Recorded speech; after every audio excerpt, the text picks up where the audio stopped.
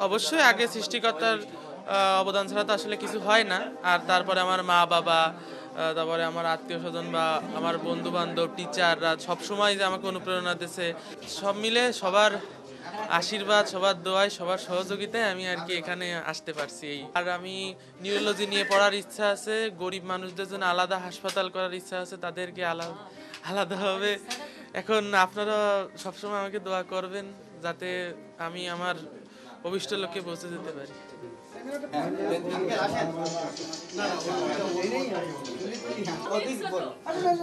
আচ্ছা